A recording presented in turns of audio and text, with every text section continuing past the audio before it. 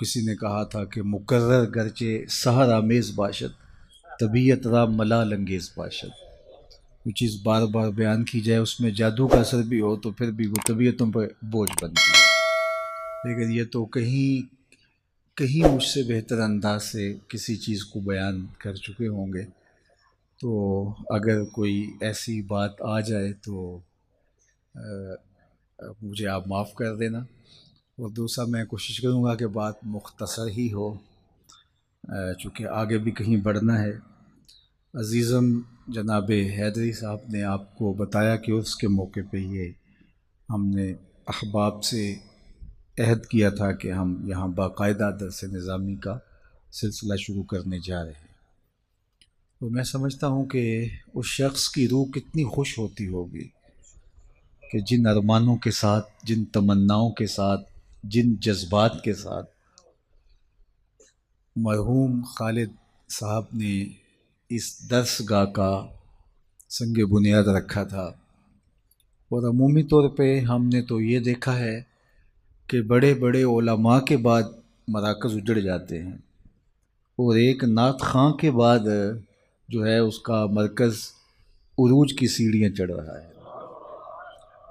یقیناً جو خلوص ہوتا ہے اس کا اپنا ایک رنگ ہوتا ہے اور اللہ تعالیٰ اسباب بھی پیدا کر دیتا ہے، دلوں میں رجحان بھی پیدا کر دیتا ہے. تو دعائیں نکلتی ہیں دل سے کہ اللہ اس شخص کی قبر کو بقعہ نور بنائے جس نے اس علاقے کے لیے یہ نورانی مرکز قائم کیا. اور پھر میں آپ کو بھی مبارکباد دیتا ہوں، آپ کو خراج تحسین بھی پیش کرتا ہوں کہ آپ نے ان کے ساتھ جو وفا کا رشتہ قائم رکھا ہوا ہے. عموماً لوگ زندگی میں تو لوگوں کے ساتھ ہوتے ہیں لیکن انتقال کے بعد وہ ربط کمزور ہو جاتا ہے، لیکن آپ کا رشتہ اتنا گوڑا تھا کہ انتقال کے بعد بھی وہ رشتہ کمزور نہیں ہوا. میں مر کے بھی زندہ ہوں اہل وفا کی محفل میں. کسی شاعر نے کہا تھا میں مر کے بھی زندہ ہوں اہل وفا کی محفل میں، میری محفل میں آ میرا مزار نہ پوچھ. تو یہاں تو مزار بھی ساتھ ہے اور ان کی محفل بھی ساتھ ہی جمی ہوئی ہے، تو دونوں چیزیں اکٹھی چلتی ہیں. ورنہ ہم نے دیکھا ہے کہ لوگوں کے مزار رہ جاتے ہیں، ان کی محفلیں ختم ہو جاتی ہیں، فکر دم توڑ جاتی ہے اور جو ہے وہ مزارات سے ہی لوگ جڑے ہوتے ہیں. یہ ہمارا المیہ بھی ہے کہ ہم جو چیز اٹھانے والی ہوتی ہے اس کو اٹھانے کی بجائے، وہ میں دوستوں کو ایک دن کہہ رہا تھا کہ 11ویں تو ایک علمی نشست تھی حضرت سیدنا شیخ عبد القادر جیلانی علیہ رحمہ کی.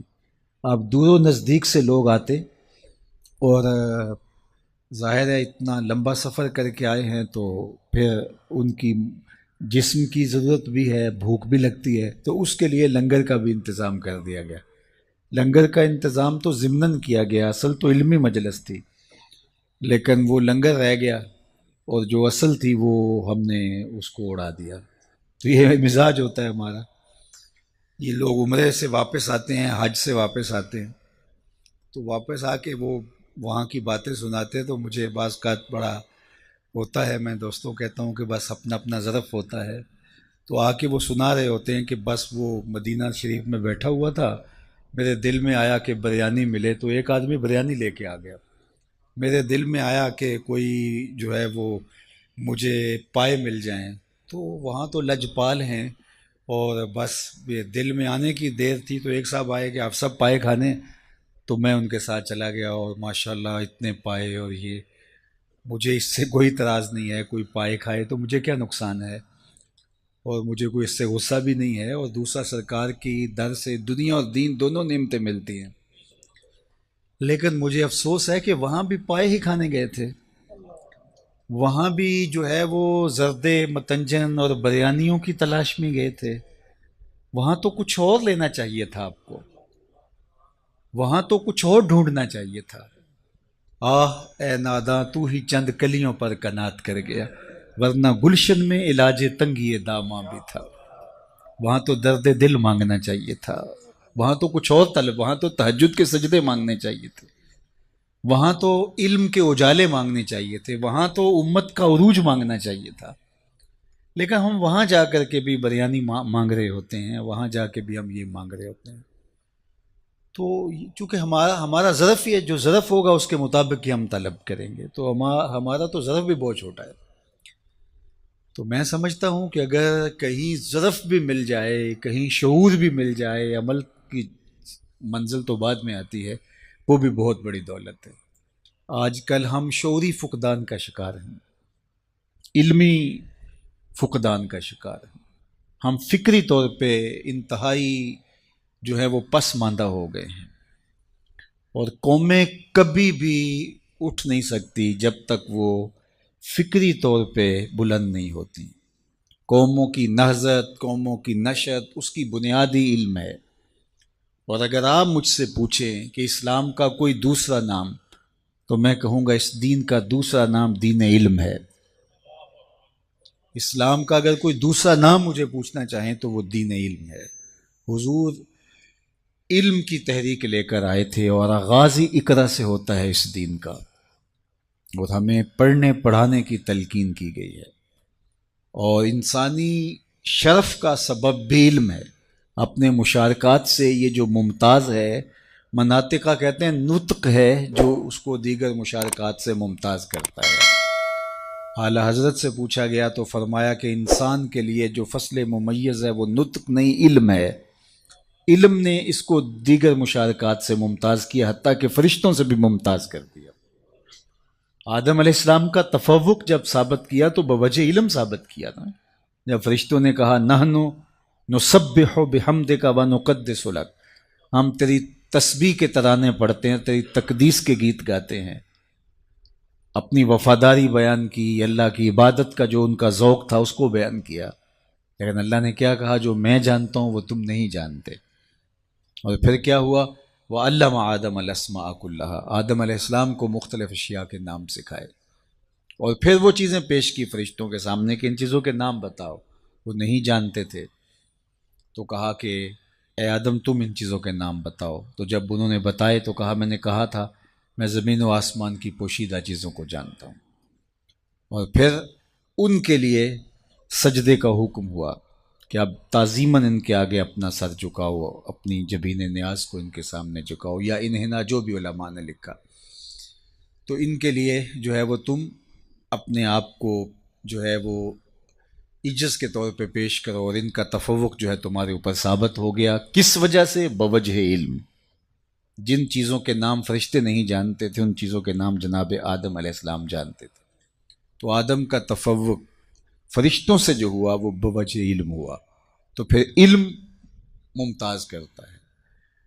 وہ کتا جو سیکھ جائے اور کتا جو نہیں سیکھا ہوا، دونوں کے شکار میں فرق ہے۔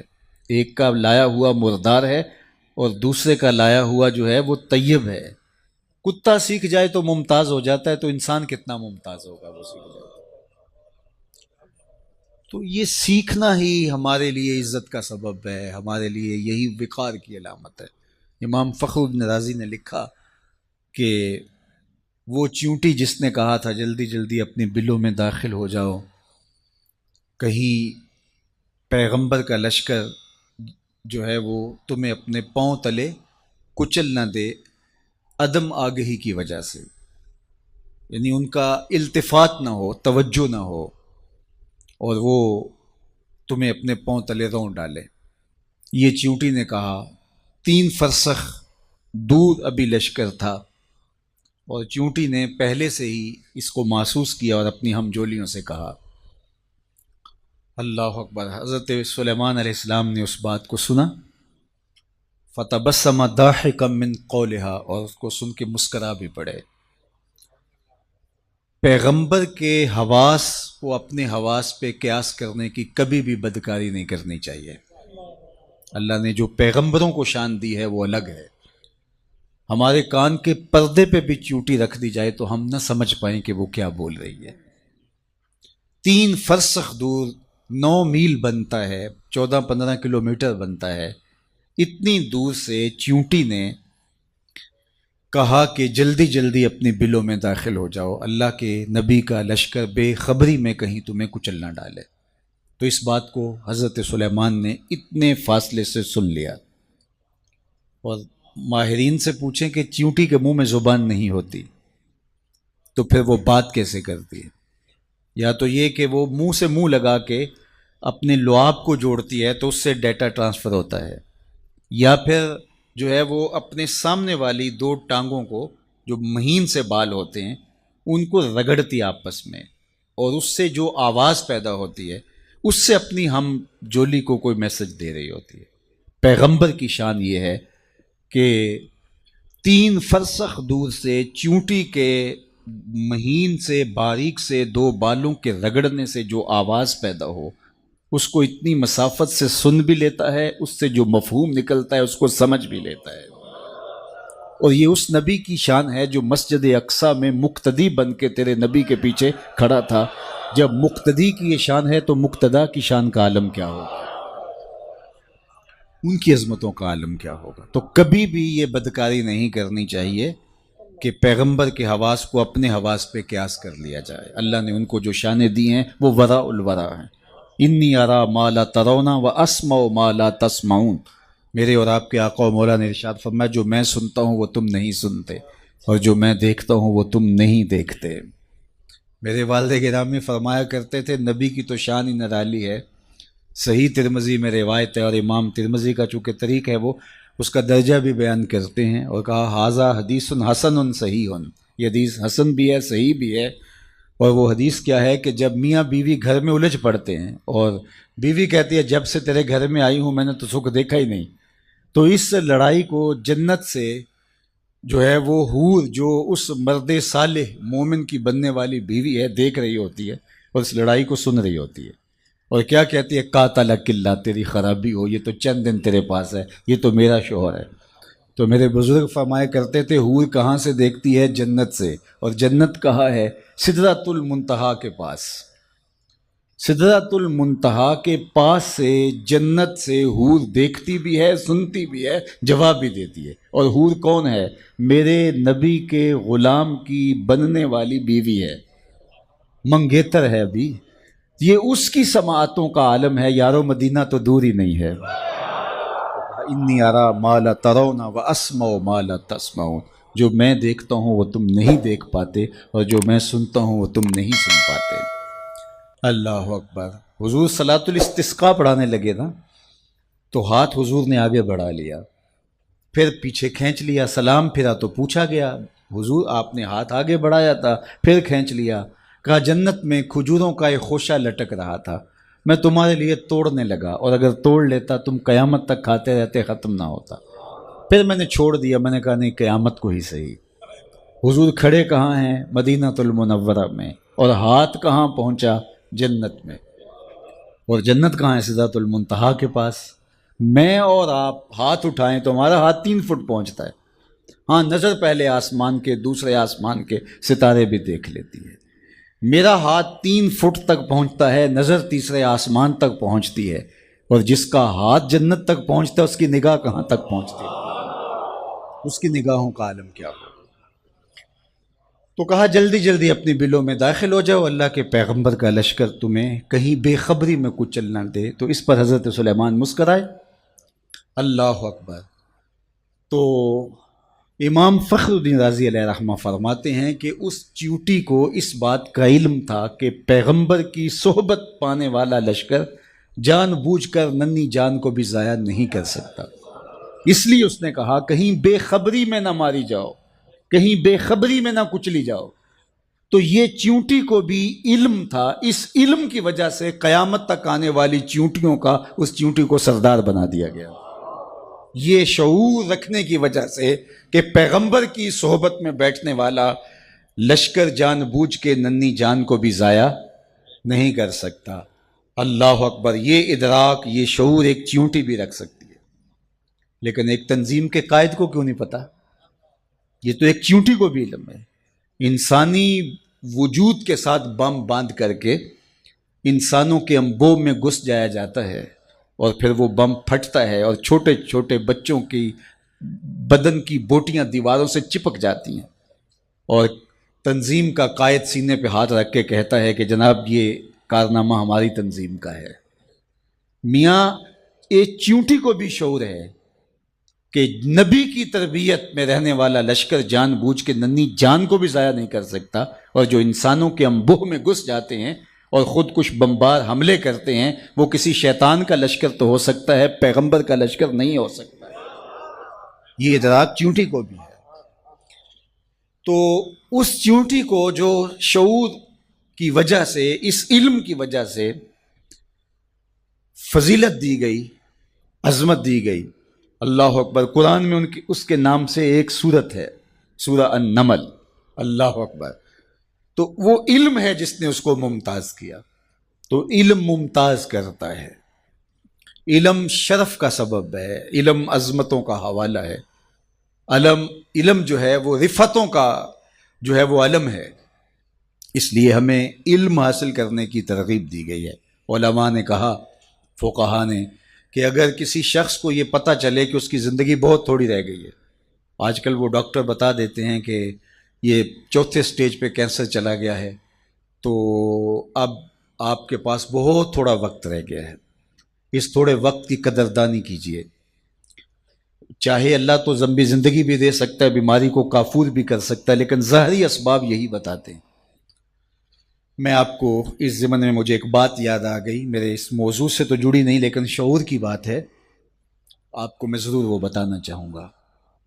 ہمارے شہر کے ایک صاحب تھے، انہیں ڈاکٹر نے بتایا کہ آپ کی بیماری اس نوعیت پہ ہے کہ اللہ چاہے تو آپ برس ہا برس جئیں، لیکن جو ظاہری اسباب ہے وہ یہی بتا رہے ہیں کہ کوئی 1-1.25 مہینہ آپ کی زندگی ہے۔ تو آپ جائیں اور جا کے جو ہے وہ حقوق اللہ، حقوق العباد، ان کی تلافی کیجئے، ذکر فکر میں وقت گزاریے۔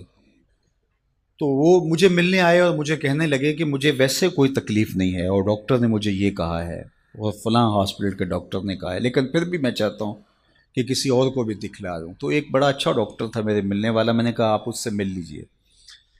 تو انہوں نے مجھے فون کیا کہ جو حضرت آپ کے بھیجے ہوئے تھے تو وہ بالکل ایسی ہی پوزیشن ہے، کوئی 1 ماہ کے مہمان ہیں، تو باقی انہیں تکلیف ہو تو داخل بھی کیا جا سکتا ہے، لیکن کوئی تکلیف وہ کہتے ہیں مجھے نہیں ہے، تو ٹھیک ہے وہ اپنی زندگی گزاریں اور اللہ اللہ کریں، ذکر فکر میں لگے۔ تو وہ بعد میں میرے پاس آئے، مجھے کہنے لگے ڈاکٹر نے مجھے یہ کہا، تو میں نے کہا میری بھی ان سے یہی بات ہوئی ہے۔ تو میں نے کہا ٹھیک ہے، یہ آپ کے پاس اللہ آپ کو لمبی زندگی دے، ہم دعا کرتے ہیں، لیکن یہ بڑا قیمتی وقت ہے۔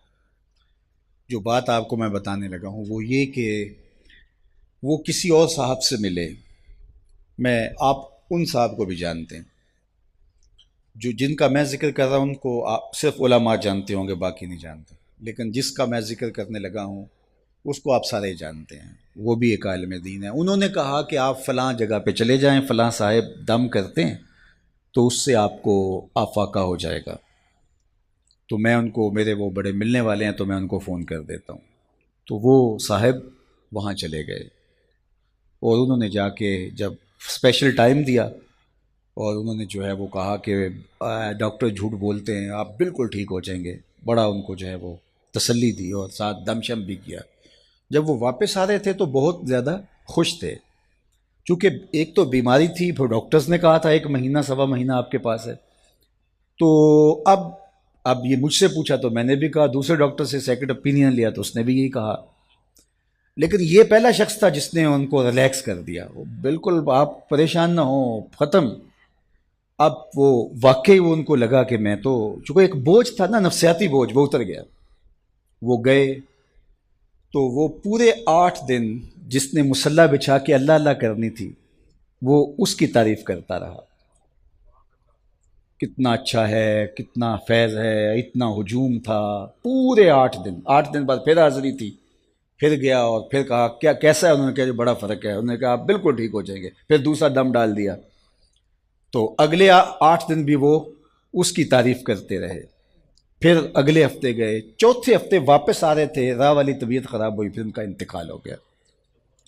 تو مجھے خبر ملی اور مجھے سارا واقعہ کسی نے سنایا، تو میں نے کہا اس ظالم نے 1 مہینے اس شخص نے جو اللہ کا ذکر کرنا تھا وہ چھین لیا اس سے. اس نے جو مصلی بچھا کے جو ہے وہ اللہ سے لو لگانی تھی وہ چھین لی. اسی لیے فاسقوں کے پاس، ایسے لوگوں کے پاس جانے کی یہ کم نحوست ہے. بات سمجھ آ رہی ہے؟ یہ کم نحوست ہے. اور اس نے جو حقوق العباد کی تلافی کرنی تھی، ظاہر زندگی گزری ہے، کوئی کسی سے سختی تلخ بات ہو جاتی ہے تو کسی سے جا کہنا تھا میاں میں تو مہمان ہوں مجھے معافی دے دے، تو وہ حق بھی سچ لیا. وہ پورا مہینہ صبح سے شام تک، وہ جمعہ بھی پڑھاتے تھے وہ صاحب، میں نام نہیں لیتا، تو جمعے میں بھی انہوں نے تذکرہ کیا کہ وہ بڑا فیض ہے یار، مجھے تو بڑا فائدہ ہو گیا. ہوا کیا کہ وہ نفسیاتی بوجھ اتر گیا، اور ہوا وہ جو ڈاکٹر نے بتایا تھا. تو وہ اس سے اللہ کا ذکر چھین لیا. یہ بڑی باریک چال ہوتی ہے، تو اس سے ہمیں پناہ بھی مانگنی چاہیے. ایک صاحب تھے، وہ عیسائی ہو گئے ایک زمانے میں، اور تھے وہ امام مسجد. تو وہ تقسیم ہند سے پہلے کی بات ہے، اور وہ سیالکوٹ کا علاقہ تھا. تو کچھ علماء علاقے کے گئے، جا کے اس کو کہا کہ یار ہمیں بتاؤ نا کیا ہوا، کون سی دلیل تمہیں اچھی لگی اور تم نے اسلام چھوڑ دیا.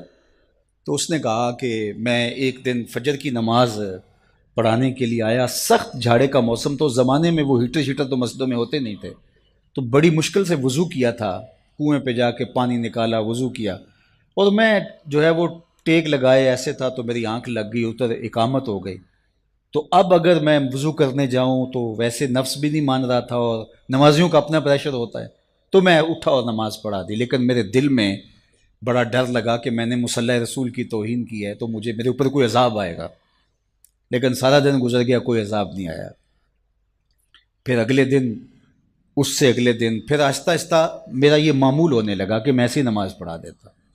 ایک دن میں جنابت سے تھا اور میں ہمت کر لی اور مصلی پہ کھڑا ہو گیا اور نماز پڑھا دی. لیکن آج میں ڈرا کہ آج کوئی قہر کی بجلی ٹوٹے گی اور آج میرے اوپر عذاب آئے گا. لیکن سارا دن گزر گیا. شام میں نے فیصلہ کیا اسلام دین ہی سچا نہیں ہے، تو میں نے اسلام چھوڑ دیا. تو علماء نے کہا تو کہتا ہے میرے اوپر عذاب نہیں آیا، اللہ نے اپنا دین چھین لیا. تو سمجھتا ہے میرے اوپر عذاب کوئی نہیں آیا، اللہ نے اپنا دین چھین لیا. اللہ کسی سے توفیق سلب کر لے، یار تھپڑ تو اس کو ماریں گے نا، اس بچے کو جو آپ، جس کو آپ داخلہ جس کا ختم نہیں کرتے. کان تو اس کو پکڑائیں گے جس کو آپ کو اپنا بچہ سمجھیں گے، اور جس کو آپ نکال ہی دیں گے، نہ اس کو تھپڑ ماریں گے، نہ اس کو سزا دیں گے، نہ اس کو کان پکڑوائیں گے، نہ اس کو فائن کریں گے. فائن تو اسی کریں گے جس کو اپنا سمجھیں گے. تو اگر ٹانگ ٹوٹ جائے، کوئی اور نقصان ہو جائے، تو یہ تو اللہ کا ایک پیار کا روپ ہے کہ وہ تجھے سمجھاتا ہے، تنبیہ کرتا ہے تجھے. لیکن اس نے تجھ سے اپنا دین ہی چھین لیا، اس سے بڑا عذاب کیا ہو سکتا ہے؟ تو میں آپ سے یہ کہوں گا ان عاملوں سے بچو. اتنی باریک چالیں ہیں ان کی. اور اب ہوا کیا کہ ان کے اوپر ایک نفسیاتی بوجھ تو تھا کہ ایک مہینہ میری زندگی ہے، تو اس نے وہ اتار پھینکا، ہو کچھ نہیں ہوگا آپ کو، تیرے پاس کیا دلیل ہے کہ کچھ نہیں ہوگا؟ تو جو ہے وہ اس کا وہ بھی، اور اس کا جو مہینہ تھا اللہ کے ساتھ لو لگانے کا، وہ اس فاسق فاجر اس عامل کی تعریف میں گزر گیا. حتیٰ کہ وہ درمیان میں جو 3-4 خطبات جمعہ آئے اس کے اندر بھی جو ہے وہ اس کا ذکر چلتا رہا. تو اب یہ دیکھیے کہ یہ جہالت جو ہے وہ کہاں تک جاتی ہے. تو بات کر رہا تھا کہ شعور کا نور اللہ تعالیٰ عطا فرمائے تو پھر منزل آگے بڑھتی ہے. تو اگر آپ مجھے اسلام کا دوسرا نام پوچھیں تو اسلام کا دوسرا نام دین علم ہے. اللہ کے محبوب علیہ السلام نے احد کے موقع پہ جب 70 صحابہ شہید ہوئے تھے، تو اس وقت جب تدفین کا مرحلہ آیا تو حضور پوچھتے تھے کس کے سینے میں قرآن کی آیتیں زیادہ ہیں، اس کو آگے دفن کیا جاتا تھا. یعنی دنیا میں بھی وہ آگے اور دین میں بھی وہ آگے. ڈاکٹر غلام جیلانی برق نے اپنی کتاب میں لکھا کہ کسی جگہ پہ کوئی تقریب تھی، تو جو آگے والی رو تھی کرسیوں پہ کہ وہاں ڈی ایس پی صاحب کو، وہاں اس طرح کے عہدیداروں کو جو منصبدار ہیں، انتظامی امور کے ماہر جو ہیں وہ بڑے، ان کو بٹھایا گیا. اور پیچھے والی جو ہے وہ رو تھی، وہاں ٹیچرز کو، ہیڈ ماسٹر، پروفیسر وغیرہ کو بٹھایا گیا. تو وہاں سے جو واپس آئے تو انہوں نے جو ہے وہ اپنی کتاب میں اس کا ایک ذکر کیا ہے. تو وہ کہتے ہیں کہ یہ قوم آگے نہیں بڑھ سکتی، یہ قوم آگے نہیں بڑھ سکتی. کیوں نہیں آگے بڑھ سکتی؟ کہا کہ ایک پروفیسر کو دوسری رو میں بٹھایا جائے اور دوسری جانب جو ہے وہ ایک انتظامی سربراہ کو آگے بٹھایا جائے تو یہ قوم کیسے آگے وہ اس پہ رو رہے تھے. اور آج جو ہاہاکار مچی ہوئی ہے، اللہ اکبر، وہ مسجد کے اندر ٹیسٹ لے رہا ہوتا ہے جاہل مولوی صاحب کا کہ مولوی صاحب رکھنے اور 4-5 جاہل بیٹھے ہوتے ہیں، وہ ٹیسٹ لے رہے ہوتے ہیں. تو وہ اگر خودکشی جائز ہو تو خودکشی مولوی صاحب کو کر لینی چاہیے، لیکن یہ شریعت جائز قرار نہیں دیتی ہے. تو اب یہ جہالت ہو گئی ہے. بے وقوفاں دے نوکر ویکھے دانش مند سیانے، میاں صاحب نے کہا تھا بے وقوفاں دے نوکر ویکھے دانش مند سیانے. آج یہ ہے، تو پھر یہ قوم آگے کبھی نہیں بڑھ سکتی. 2 کو 2 سے ضرب دے تو حاصل ضرب 4 آتا ہے، یہ اللہ کا ضابطہ ہے، کبھی ہو ہی نہیں سکتا. یہ ٹکرے مارنے والی بات ہے، کبھی ہم اس سے امید لگا کے بیٹھتے ہیں، کبھی اس سے امید لگا کے بیٹھتے ہیں، کچھ بھی نہیں ہونے والا. تعمیر ہو جس سے آدم کی، یہ وہ گل ہی نہیں، اس مٹی سے کچھ نہیں نکلنے والا. جب تک ہم علم کی طرف نہیں آئیں گے، علم کی تکریم نہیں ہوگی، علم کی عزت نہیں ہوگی، علماء تیار نہیں ہوں گے، اور عصری دینی تکوینی ہر طرح کے فنی علوم، سب طرح کے علوم جب تک نہیں سیکھیں گے، کبھی بھی ہماری تقدیر نہیں بدل سکتی. یہ بات طے شدہ ہے. 2 ضرب 2 کے حاصل ضرب کی طرح ہے، اس میں کوئی دوسری رائے نہیں ہے. ہم احمقوں کی جنت میں رہتے ہیں کہ ہم سمجھتے ہیں کہ شاید ہم ایسے ہو جائیں ایسے ہو جائیں. شارٹ کٹ سے کچھ نہیں ہوتا. جن قوموں نے آج عروج پایا ہے ان کی تاریخ پڑھ لیں، ایسا ہی ہوا ہے. تنے بردہ سے بیزار ہے حق، خدائے زندہ زندوں کا خدا ہے. ایسا کبھی نہیں ہوگا کہ ہم ہاتھ پہ ہاتھ دھر کے بیٹھے اور علم کی آماج گاہیں اجڑ جائیں اور جاہلوں کو ہم جو ہیں وہ مناصب کے اوپر بٹھا دیں تو ہم سمجھیں کہ ہم جو ہے وہ ترقی پا جائیں. کبھی بھی نہیں ہو سکتا. اس لیے ہمیں علم کی آماج گاہوں کو آباد کرنا ہوگا. اب جو معاشرے میں پھیلا ہوا ہے، ہم اگر اس کو دیکھیں تو ہم تو مایوس ہو جاتے ہیں کہ ہم کیا کر سکتے ہیں جب اتنا کچھ پھیلا ہوا ہے. تو صرف ہمیں ہمارے حصے کا کام کرنے کا کہا گیا ہے. ہمارے ہاں ذمہ داری بھی وہی ہے اور ہمارا رب ہم سے پوچھے گا بھی اتنا ہی. اس لیے جو میری ذمہ داری ہے میں اس کو نبھاؤں اور جو آپ کی ذمہ داری ہے اس کو نبھائیں. اللہ اکبر. اور وہ ہم نے کرنا ہے. تو انشاءاللہ یہی چراغ جلیں گے تو روشنی ہوں گی. انہی عام آج گاہوں سے نور پھوٹے گا، یہیں سے اجالے پھوٹیں گے. تو اس لیے میں آپ کو کہتا ہوں کہ جہاں بھی چراغ علم روشن ہو وہاں اپنے جگر کا خون ضرور ڈالیں. یہ کام کرنے والوں کے لیے آج کے دور میں دین کا خلوص کی بنیادوں پہ کام کرنے والے اگر آپ ڈھونڈنے نکلیں گے تو آپ کو ملیں گے نہیں، انگلیوں پہ گننے والے لوگ ہوں گے چند. لیکن ایسا نہ ہو کہ ان بیچاروں کو بھی کام کے لیے وسائل رکاوٹ بن جائیں. تو اللہ نے جس کو جو دیا ہے، صلاحیت ہے، مال ہے، وہ نچھاور کر دیں تاکہ ان کو کم از کم اس باب کے اندر کوئی پریشانی نہ ہو. ویسے بھی فرمایا گیا کہ دین کا کام درہم و دینار سے ہوگا قرب قیامت میں. اس کا ایک معنی تو یہ ہے کہ لوگ دین کو درہم و دینار کے بدلے میں بیچیں گے، اور دوسرا یہ ہے کہ اگر کوئی کام کرنا بھی چاہے گا تو اس کو وسائل کی بہرحال ضرورت ہوگی. وہ زمانہ تھا کہ علماء برگد کے درخت کے نیچے بیٹھ جاتے تو لوگ ان کے پاس آ کے پڑھ کے وہیں سے چلے جاتے. مجھے اچھی طرح یاد ہے، میں بالکل بچہ تھا، والد گرامی کے پاس جو لڑکے پڑھتے تھے وہ ہماری بھینسوں کو چارہ ڈال رہے ہوتے اور جو ہے وہ بہت خدمت کرتے ہوتے. لیکن آج جو ہے وہ میں تو اپنے طلباء سے کوئی خدمت نہیں لے سکتا. اس وقت وہ مسجد میں جا کے سو رہتے اور بیٹھک میں آ کے جو ہے وہ دن کو سبق پڑھ لیتے. تو آج کیا ایسا ہو سکتا ہے؟ آج اچھی عمارتیں بنانی پڑیں گی، اچھا ماحول دینا پڑے گا، ایک چھت تلے سب کچھ فراہم کرنا پڑے گا. تو پھر تقاضے بدل گئے ہیں. جب تقاضے بدل گئے ہیں تو ہمیں بھی جو ہے وہ تھوڑا سا اس میں کام دینا ہوگا. اور اس راستے کے اندر خرچ کیا گیا مال، حضرت شیخ احمد مجدد الفسانی علیہ رحمہ فرماتے ہیں دیگر مدات میں خلوص کے ساتھ لاکھوں روپے خرچ کرنے سے اعانت دین میں ایک دانگ یعنی ایک ٹگا خرچ کرنا زیادہ افضل ہے، کیونکہ اس سے اعانت دین ہوگی، دین کو تقویت ملے گی. تو اس لیے میں آپ سے کہوں گا ہمیں بہت بڑے سرمایہ داروں کی ضرورت نہیں. یہ جتنے لوگ یہاں آپ بیٹھے ہوئے ہیں، آپ کو لاکھوں نہیں ہیں، ہزاروں نہیں ہیں، چند 100 لوگ ہیں. اگر آپ چند 100 لوگ یہ سمجھ لیں کہ اللہ نے ہمیں بیٹے دیے، ہمارا ایک بیٹا دارالعلوم میں پڑھ رہا ہے، اگر پڑھ رہا ہے تب بھی اگر نہیں پڑھ رہا تو سمجھیں کہ ایک بیٹا ہمارا اولاد سے، ایک ہمارا بھائی، ایک ہمارا دوست دارالعلوم میں پڑھ رہا ہے. اور اس کا خرچہ میرے ذمے ہے. صرف اتنے لوگ جڑ جائیں اور کہیں کہ ہم نے کرنا ہے تو کبھی بھی جو ہے وہ ان کو وسائل کے لیے کچھ نہ کہنا پڑے. اور یہ ہونا چاہیے، اور اس کے لیے اس کے بغیر چارہ کار نہیں ہے. باقی ماشاءاللہ انہوں نے کر دکھایا.